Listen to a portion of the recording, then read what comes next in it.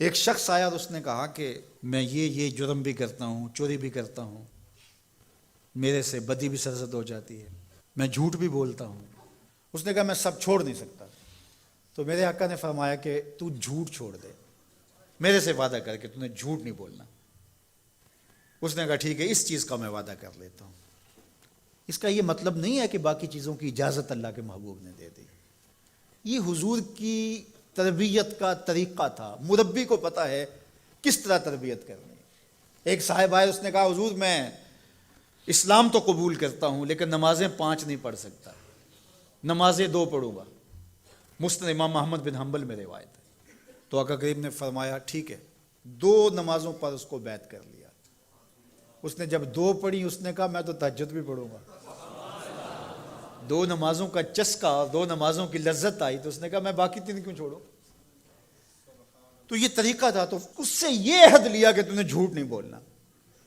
اب جب چوری کو جی چاہا، ماحول پیدا ہوا، تو سوچا کہ اللہ کے رسول نے اگر یہ پوچھ لیا کہ چوری کی تو حضور سے یہ تو عہد ہے جھوٹ نہیں بولنا، تو پھر حضور کو بتانا پڑے گا کہ میں نے چوری کی ہے، تو یہ تو حضور کے سامنے شرمندگی ہوگی۔ چوری چھوڑ دی۔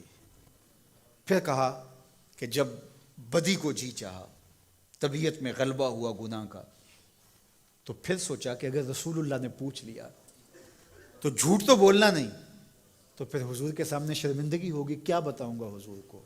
برائی بھی چھوڑ دی۔ شرمندگی کسی کے سامنے نہ ہو، یہ حیا ہے۔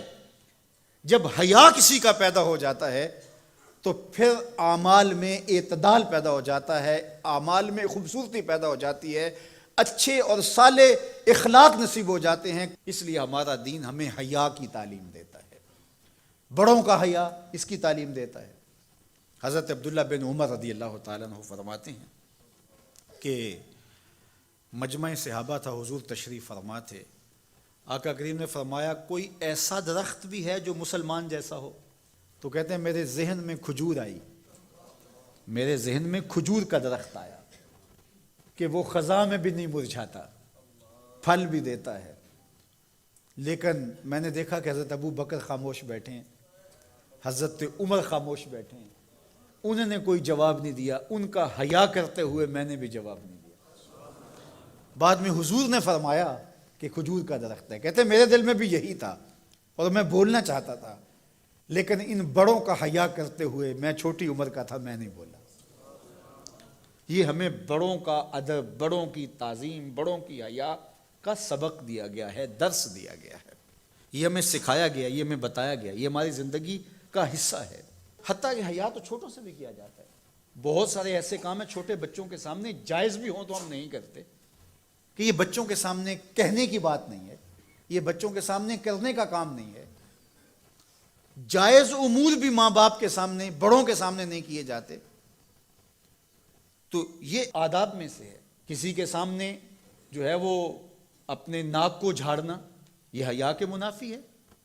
کسی کے سامنے زور زور سے کھانسنا، اگر اس طرح کی ضرورت ہو تو آپ باہر اٹھ کے چلے جائیں یا اس آواز کو دبانے کی کوشش میں لگے رہیں۔ اس طرح خروج ریح ہے، بندہ مجبور ہو جائے تو الگ بات ہے، ورنہ حیا کا تقاضا یہ ہے کہ مجلس کے اندر موجودگی میں اس سے گریز کیا جائے، حتیٰ کہ اس کی سمیل پھیلے اور دوسروں کو تکلیف پہنچے، یہ بھی حیا کے منافی ہے۔ اللہ اکبر۔ تو یہ بات ذہن میں رکھیے گا کہ حیا ہمارا دین ہے اور ہمیں حیا اختیار کرنے کی تلقین کی گئی ہے۔